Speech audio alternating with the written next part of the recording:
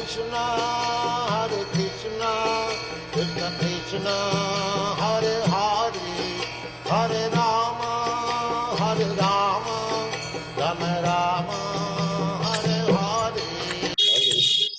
तो आज का हमारा जो विषय है वो है श्रवणम। जो है वो भक्ति का मूल है। श्रवणम की आवश्यकता जो हमारे जीवन में महत्वपूर्ण है, और श्रवणम जो है भक्ति का सबसे ज़्यादा पोषण करने वाला जो वस्तु है वो है श्रवणम। और नवदा भक्ति का पहला अंग भी श्रवणम है। तो आज हम श्रवणम के बारे में चर्चा करेंगे। ऐसे हम सुनते ही रहे हैं, अभी भी सुन रहे हैं आप सब लोग, यही श्रवणम कहलाता है। भगवान के बारे में सुनना, भगवान के नाम रूप गुण लीला, इसको सुनना जो है वो श्रवणम है। और भगवान श्रीमद् भागवतम में बताते हैं भगवान श्री कृष्ण कि जो है सुनने से जो सारे प्रकार के अभद्र दूर हो जाते हैं। लेकिन सुखदेव गोस्वामी बोलते हैं कि प्रविष्ट कर्णरंध्रेण स्वानां भावसुरोरुहं धुनोति समलं कृष्ण सलीलम यथा सरात। कि जो भगवान श्री कृष्ण है, जब हम उनके बारे में सुनते हैं, उनकी कथा, उनका नाम, उनका गुण, उनके रूप, इसके बारे में सुनते हैं, तो वो जो है कान के द्वारा, कान के थ्रू हमारे हृदय में बैठ जाते हैं, कान से प्रवेश करते हैं। प्रविष्टा कर्ण रंध्रेना, तो कान का जो छेद है उसमें से जो है भगवान अपने हमारे अंदर प्रवेश कर जाते हैं, हमारे शरीर के अंदर। और फिर स्वानाम भाव सुरूरुहम, तो जो भक्तों का भगवान के प्रति सेवा भाव है उस पर फिर बैठ जाते हैं, उस कमल पे। और फिर धुनोति समलम कृष्णा, फिर उसका धुलाई स्टार्ट कर देते हैं। जैसे हम कपड़े धोते हैं तो कपड़ों को कुछ डिटर्जेंट लगाते हैं और फिर उसको कूटते हैं, या फिर वॉशिंग मशीन में आजकल धोते हैं तो उसमें बहुत तेज़ी से उसको घुमाया जाता है डिटर्जेंट के साथ में, तो इसलिए जो है उसका धुलाई अच्छे से होता है। फिर उसको साफ पानी से निकालते हैं, तब वो धुलाई होता है। ऐसे ही भगवान खुद वो काम करते हैं। भगवान जो है कान के छेद से जो है हमारे हृदय में प्रवेश कर जाते हैं, और हृदय के प्रवेश करके फिर धुलाई का प्रारंभ कर देते हैं। और जो हमारा मलिन मन है, कलमश युक्त मन है, उसको धो देते हैं, अच्छे से धो देते हैं, कोई भी कलमश बाकी रहने नहीं देते। तो ऐसा जो है भगवान का स्वभाव है। ये सब कैसे होता है? ये सब श्रवणम से ही प्रारंभ होता है। तो श्रवणम का जो है विशेष महत्व है भक्ति के जीवन में। आप सब जानते हैं परीक्षित महाराज जब भगवान की कृपा को प्राप्त किए बचपन में, उसके बाद बड़े हुए, राज्य प्राप्त किए, उसके बाद फिर उनको जो है एक ब्राह्मण कुमार ने श्राप दे दिया था। उन्होंने श्राप दिया था कि 7 दिन में आपका मृत्यु हो जाएगा। 7 दिन में उनका मृत्यु होने वाला था। तो उससे पहले उन्होंने ये जिज्ञासा किया, कोई व्यक्ति जिसका मृत्यु आने वाला है, नज़दीकी जिसका मृत्यु है, वो जो है उसके जीवन का क्या कर्तव्य है। अगर किसका मृत्यु आने वाला है तो वास्तव में जो है वो तो निर्भर थे भगवान के ऊपर, भगवान को जानते भी थे, भगवान को देखे भी थे, गर्भ में ही भगवान के दर्शन किए थे। पर उन्होंने जो है सारी मानवता के लिए भगवान ने ये सारा लीला किया उनके जीवन में कि उनको श्राप मिला। उसके बाद में उन्होंने जो है ये प्रश्न किया, सब राज्य त्याग कर फिर गंगा जी के तट पे जाकर पहुँचे। वहाँ पर सुखदेव गोस्वामी आए और सारे ऋषि मुनियों से प्रश्न किया। बाद में सुखदेव गोस्वामी से उन्होंने प्रश्न किया कि जो मरणासन्न व्यक्ति है उसका क्या कर्तव्य है। तो उन्होंने फिर उसका बहुत सुंदर तरीके से उत्तर दिया कि उसको क्या करना चाहिए, उसको भगवान के बारे में सुनना चाहिए। तो उन्होंने जो है फिर 7 दिन तक भगवान श्री कृष्ण की कथा को सुना। श्रीमद् भागवतम जिससे प्रकट हुआ, श्रीमद् भागवतम का जो आविर्भाव है वो परीक्षित महाराज सुखदेव गोस्वामी से सुन रहे हैं, उसी के द्वारा हमारे तक श्रीमद् भागवतम पहुंचा। तो इसलिए जो है, और श्रवणात् परीक्षित, ऐसा भी बताया गया, परीक्षित महाराज विशेष रूप से श्रवण के आचार्य माने जाते हैं। उन्होंने भगवान की कथा सुन के अपने जीवन को की सिद्धि को प्राप्त किया, जो कि भगवान के प्रति प्रेम है। भगवान कृष्ण के प्रति अपना जो वास्तविक प्रेम है उसको जागृत करना, ये जीवन का सिद्धि है। तो इसको प्राप्त किया उन्होंने श्रवण के माध्यम से। प्रहलाद महाराज बताए हैं 9 भक्ति, 9 प्रकार की विधियों के द्वारा भक्ति को हम कर सकते हैं। उसमें श्रवणम, कीर्तनम, विष्णु स्मरणम, अर्चनम, वंदनम, दास्यम, साख्यम, आत्मनिवेदनम, ऐसे जो है 9 है। तो उसमें से जो पहला है वो है श्रवणम। और अगर हम ऐसे विचार करें तो हम कोई भी कार्य, अभी तक जो भी चीज़ हम सीखे हैं, जो भी कुछ हम करते हैं, उसमें भी श्रवणम का बहुत महत्व है। जो ठीक से सुन सकता है वो फिर चीज़ों को अच्छे प्रकार से सीख पाता है।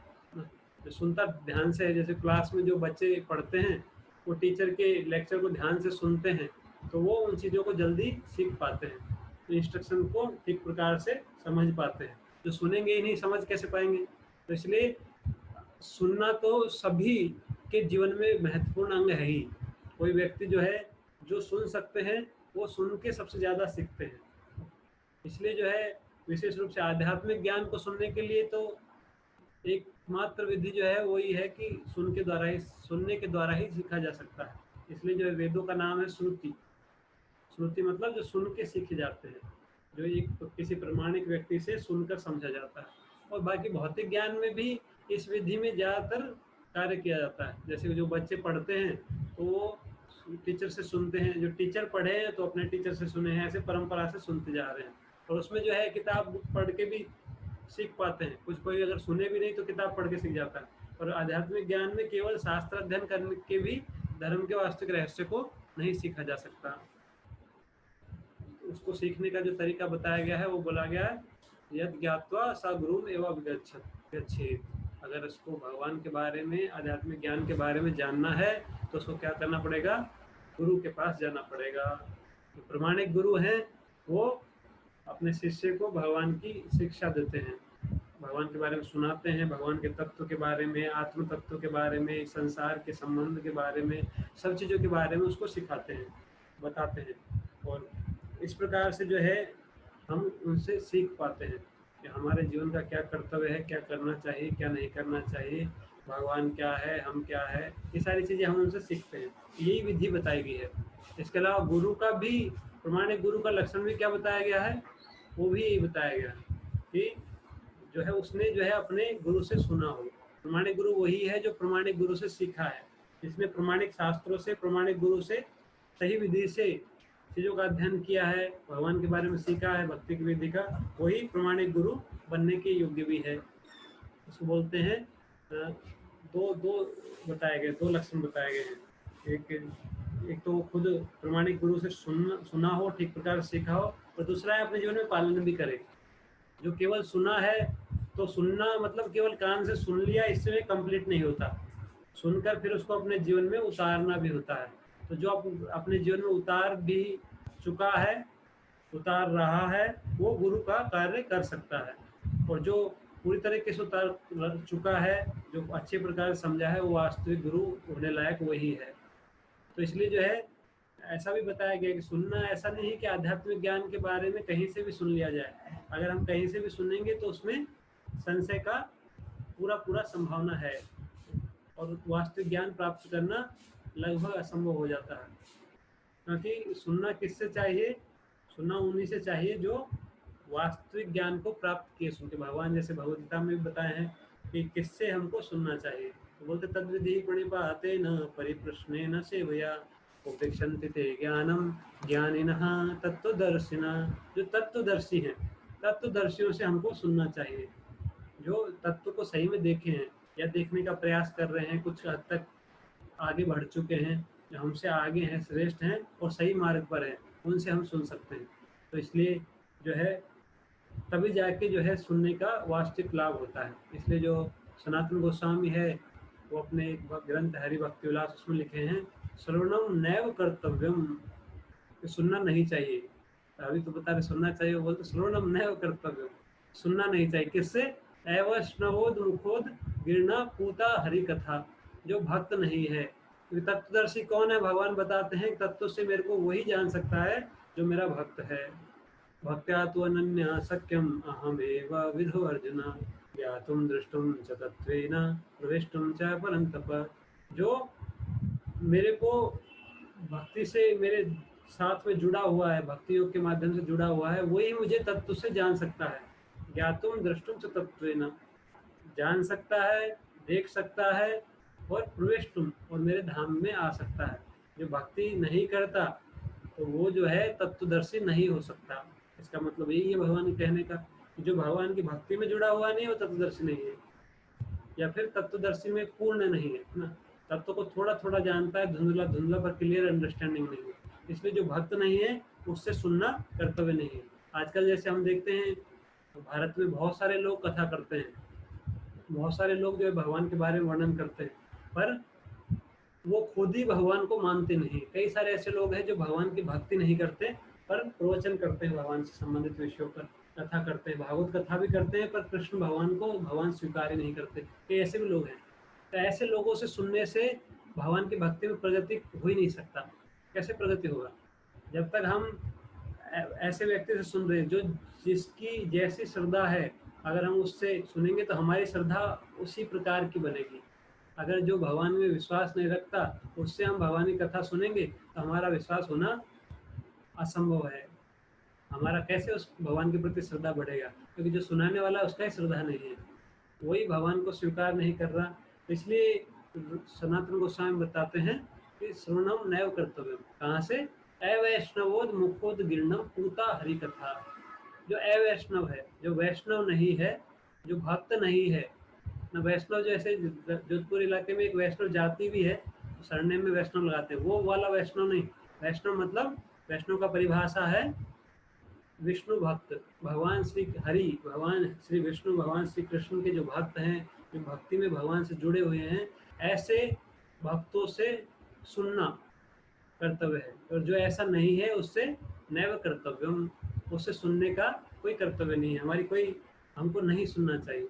और फिर बताते हैं कि सुनने में क्या खतरा है, क्या प्रॉब्लम होगा। ठीक है, कई बार ऐसा भी बोला जाता है भगवान की कथा ही तो है, कोई भी सुनाए अच्छा ही है उसमें सुनने में, पर समस्या क्या है उसको बताते हुए एक उदाहरण से समझाते हैं। क्या बताते हैं? पूता हरि कथा। हरि कथा का स्वभाव है कि वो पवित्र करने वाली है। भगवान की कथा अगर सुनेंगे हम तो पवित्र करती है, पर अगर अवैष्णव से सुनेंगे तो क्या होगा? सर्पोच्चिष्ट यथा पया।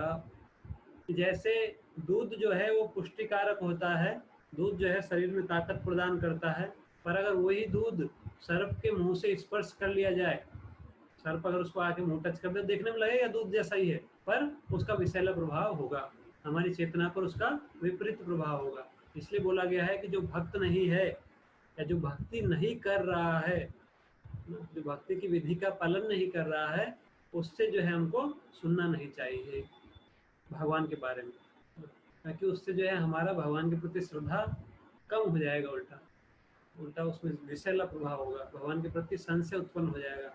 कई लोग जो है नास्तिक बन जाते हैं।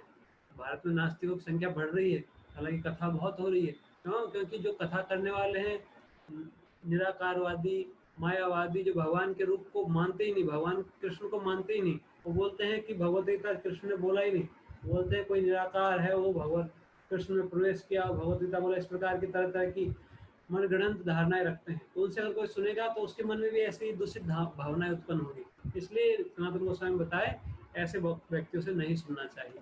तो सुनना जो है बहुत फायदेमंद है, पर ऐसे सबसे पहले हमको ये समझना चाहिए किससे सुनना है, वक्ता कैसा होना चाहिए।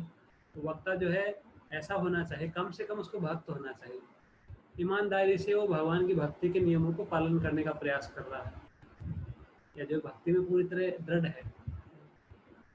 तो इस प्रकार से जो है वक्ता का गुण, और भी कई गुण वक्ता के बताए गए हैं, जो कि बोधन चतुर है, जो बहुत अच्छी प्रकार से चीज़ों को प्रस्तुत कर सकता है, बहुत सरलता से कठिन कठिन चीज़ों को समझा सकता है ना। कन्फ्यूज, जिसके बोलने से संशय उत्पन्न नहीं होते, मन में जो है कोई संशय ना रहे, जो संशयों का निराकरण कर सके, ऐसा वक्ता होना चाहिए।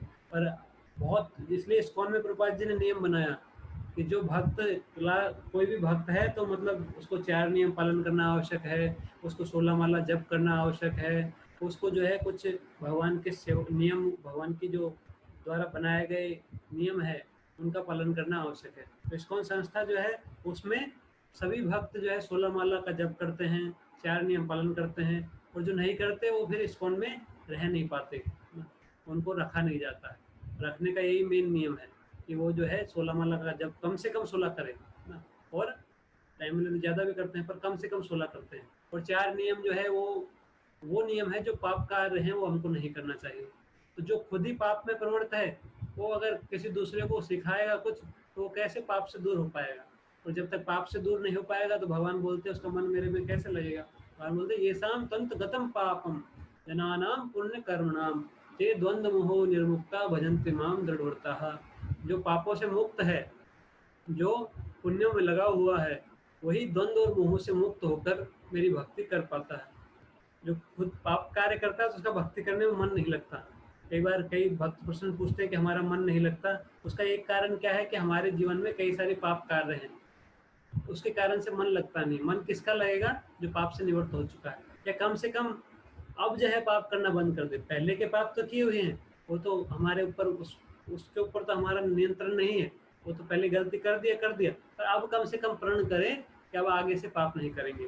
तब फिर जो है वो भगवान के भक्ति में मन धीरे धीरे लगने लगता है। तो इसलिए जो है वक्ता का एक गुण ये है कि धर्म के नियमों का खुद तो पालन करे, कम से कम दूसरों को धर्म सिखाएगा उससे पहले खुद अपने जीवन में पालन करे। जैसे आपने कई बार सुना होगा कि जो हम प्रयास कर रहे हैं, जिसके लिए हम जो अपने जीवन में उतार रहे हैं, दूसरों को वही चीज़ हम सिखा सकते हैं। उससे ज़्यादा अगर बोल भी देंगे तो उसके जीवन में उसका कोई प्रभाव नहीं पड़ेगा। प्रभाव उतना ही पड़ेगा जितना हम उससे कन्विंस है, हमारी जितना उसमें श्रद्धा है। एक कहानी उसके बारे में सुनाते हैं कि एक महात्मा थे, उनके पास एक माता जी आई, उनको अपने बच्चे को लेके बोली कि ये बच्चा जो है बहुत मीठा खाता है, इसके कारण इसके दांत जो है खराब हो चुके हैं, आप थोड़ा इसको समझाएंगे? आप इतने बड़े महात्मा हैं, आपकी बात जरूर मानेगा, आपके प्रति इसमें श्रद्धा भी है।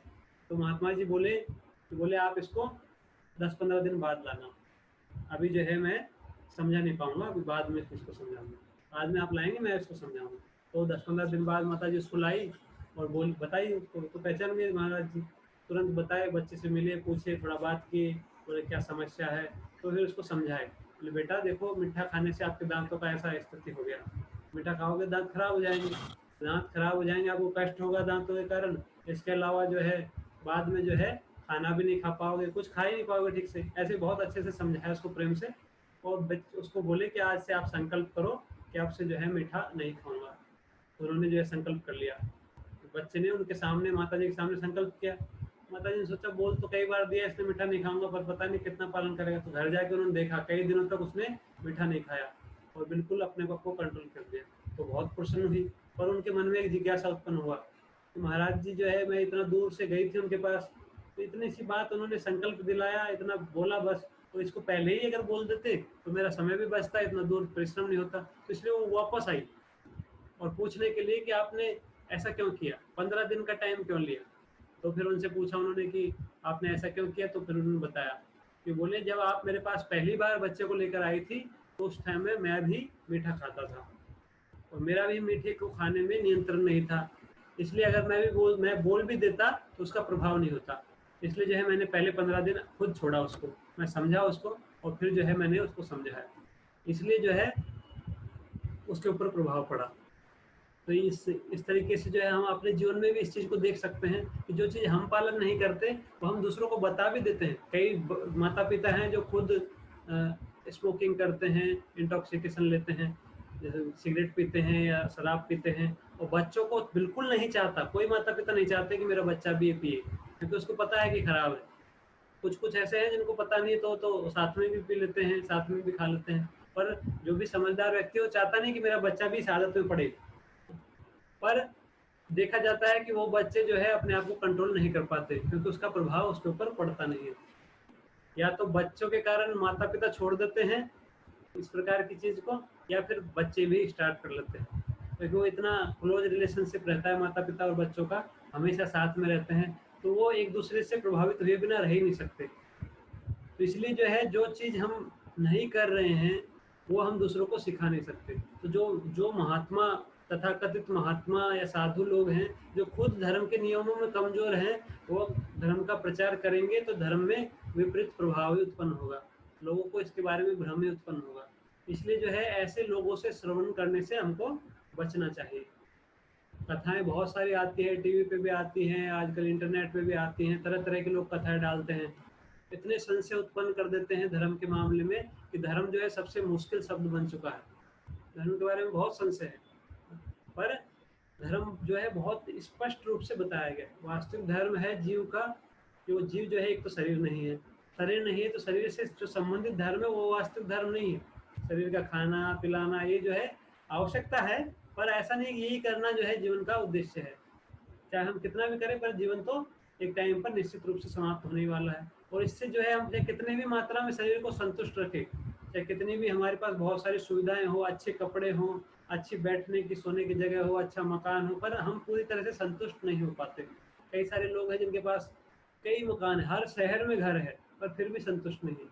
क्यों? क्योंकि वो वास्तविक धर्म का पालन नहीं कर रहा। वास्तविक धर्म वही है जो हमको, जिसको करने से हमारा आत्मा, मतलब हम खुद हैं आत्मा, हम आत्मा जो है पूरी तरह संतुष्ट हो जाए। यह आत्मा सुप्रसिद्धति, श्रीमद् भागवतम बताया गया, सवै पुंसा परो धर्मो यतो भक्ति यथोक्षजे अहेतुकी अप्रतिहता यह आत्मा सुप्रसिद्धति।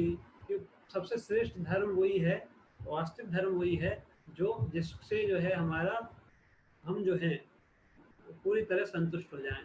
हम कौन है? हम है आत्मा। आत्मा, यह आत्मा सुप्रसिद्धति, मतलब अच्छी प्रकार से प्रसन्न हो जाए आत्मा।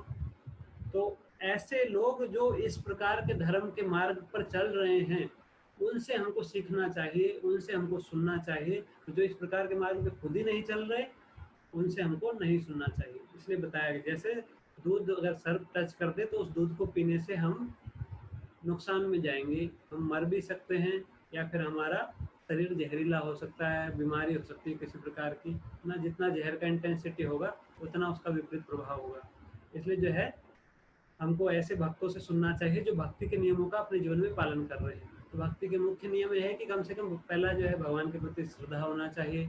श्री कृष्ण जो है परम भगवान है।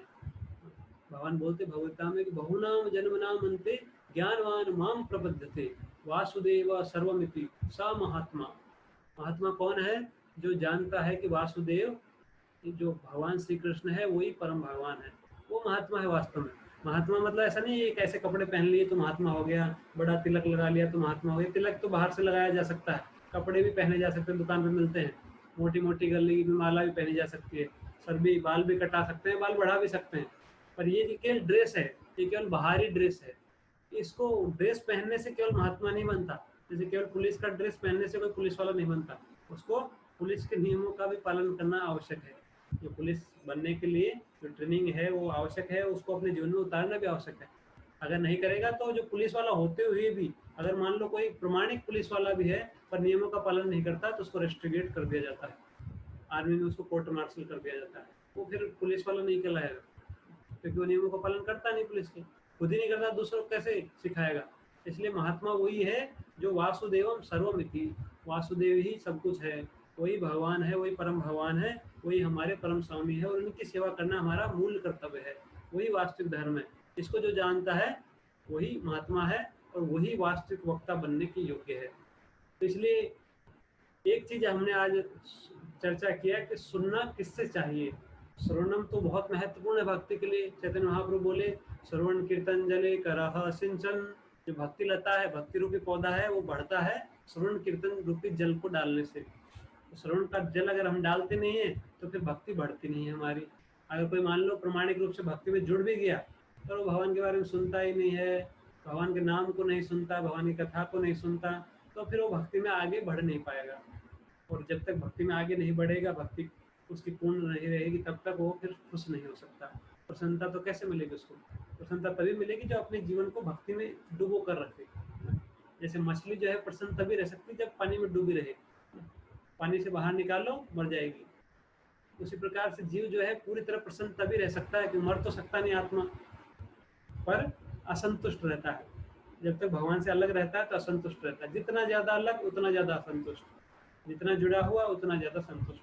अगर पूरी तरह से जुड़ा हुआ है तो जितना हम भगवान के बारे में सुनेंगे, उनके नाम का श्रवण करेंगे, उनकी कथा का श्रवण करेंगे, उतना ही हम भक्ति में उन्नत होते जाते हैं। जितना उन्नत होते हैं उतना ही हमारे जीवन में संतुष्टि बढ़ती जाती है। अगर पूर्ण रूप से भगवान की स्मरण में, भगवान की कथा में लग जाए तो फिर पूर्ण रूप से संतुष्ट रहेंगे। इसलिए जो हमको सुनना उनसे चाहिए जो इस प्रकार के कार्यों में अपने आप को लगाए हुए हैं। जो नहीं लगाए हुए उनसे सुनने के लिए से बचना चाहिए। तो आज हम इसी पॉइंट पे चर्चा किए, और आगे का पॉइंट जो है हम कल चर्चा करेंगे। टाइम भी हो चुका है और ये जो है फिर ये मीटिंग भी खत्म हो जाता है 40 मिनट में। तो अभी हमारे पास 8 मिनट है। तो आप किसी का कुछ प्रश्न है आज के विषय से संबंधित, या कुछ और भी पूछना चाहते हैं तो पूछ सकते हैं। अगर कुछ प्रश्न है तो पूछ सकते हैं। आज हमने चर्चा किया कि श्रवणम जो है किससे करना चाहिए। श्रवणम बहुत महत्वपूर्ण है। इसके बारे में हम कल भी चर्चा करेंगे।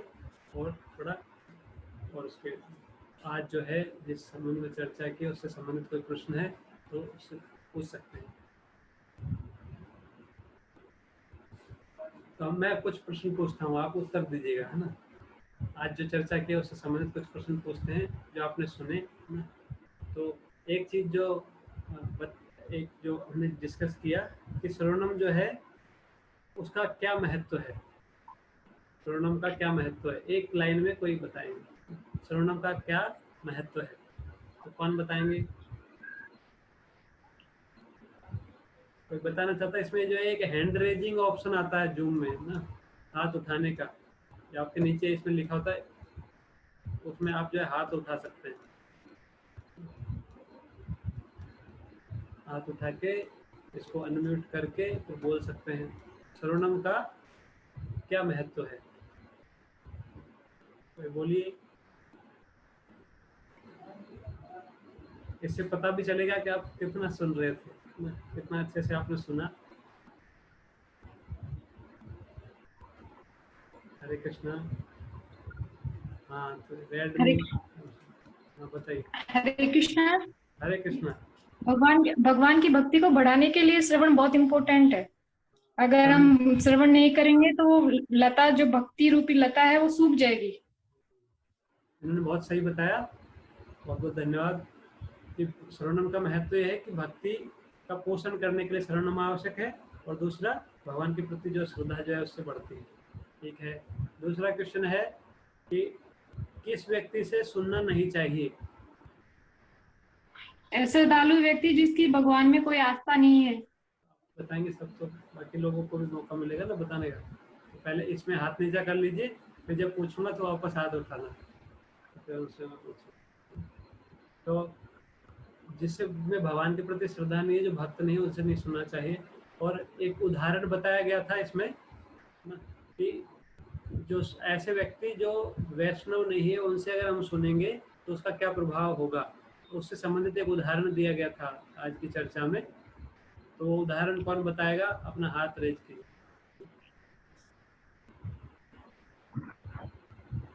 आप जो बाकी लोगों ने जो सुना उसमें से कोई बताइए।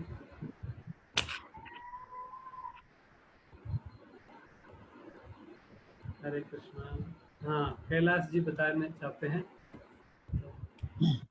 वो जो बच्चा गुड़ खाता था, उसकी माँ उसको उनके पास लेके आई, तो उन्होंने उसको बोला इसको 10 दिन के बाद लाना, तो मैं इसको समझा दूंगा कि भाई इसको उपाय बता दूंगा, तो ये मीठा नहीं खाएगा। तो 15 दिन के बाद उसकी माँ आई, तो उन्होंने गुरुजी ने बताया कि भैया आप मीठा मत खाओ, आपके दांत खराब हो जाएंगे, आप खाना नहीं खा पाओगे, तो आपके लिए अच्छा नहीं है, आगे आपको बड़ी प्रॉब्लम आएगी। तो उनकी माताजी के मन में एक जिज्ञासा आई, अगर यही बात बतानी थी तो गुरुजी 15 दिन पहले भी बता सकते थे।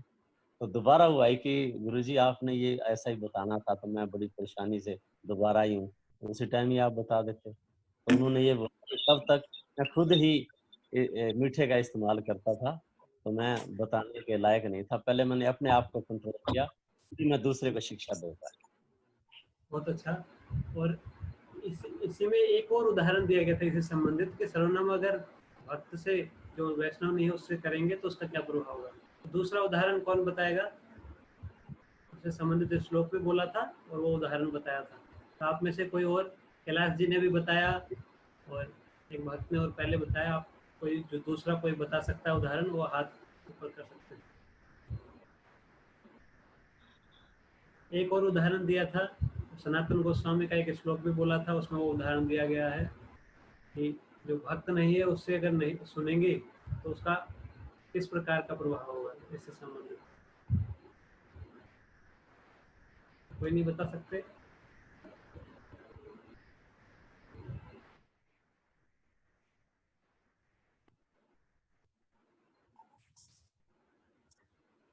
कैलाश जी हरे आप कृष्णा। बताएं। अच्छा हरे कृष्णा, कौन बताया। जैसे हाँ। जैसे सांप किसी दूध को पी जाता है और फिर वो विष बन जाता है, वो जो दूध हमारे लिए खतरनाक होता है, उसी तरह हमें ऐसे श्रद्धालु व्यक्ति से अगर हम श्रवण करते हैं जो वैष्णव नहीं है, तो वो श्रवण हमारी भक्ति के लिए बहुत खतरनाक है। बहुत अच्छा, इन्होंने सही बताया। उसमें बताया सर्पोच्चिष्ट यथापय, जैसे सर्प के द्वारा उच्चिष्ट किया गया दूध होता है वो विषैला प्रभाव डालता है, उसी प्रकार से जो भक्त नहीं है उनसे अगर भगवान की कथा भी सुने, हालांकि भगवान की कथा पवित्र होती है पर वो भी विषैला प्रभाव डालती है, मतलब भगवान के प्रति हमारी श्रद्धा बढ़ती नहीं है, उससे उल्टा कम हो जाती है, कई बार संशय उत्पन्न हो जाता है उसमें। और जो है और एक प्रश्न हम पूछते हैं कि जो गुरु है, गुरु का क्या लक्षण है, गुरु के अंदर क्या योग्यताएं होनी चाहिए गुरु बनने के लिए, ये भी थोड़ा सा चर्चा किया। 2 योग्यताओं का हमने वर्णन किया। गुरु बनने के लिए 2 मुख्य योग्यताएं चाहिए, वो क्या है, वो कौन बताएगा? उसके लिए अपना हाथ रेज कीजिए। गुरु के लिए दो मुख्य योग्यताएं हैं, उनमें से आप एक बता सकते हैं, 2 बता सकते हैं, अपना हाथ खड़ा सकते हैं। कैलाश जी हाथ खड़ा किया वापस। हाँ कैलाश जी बताइए।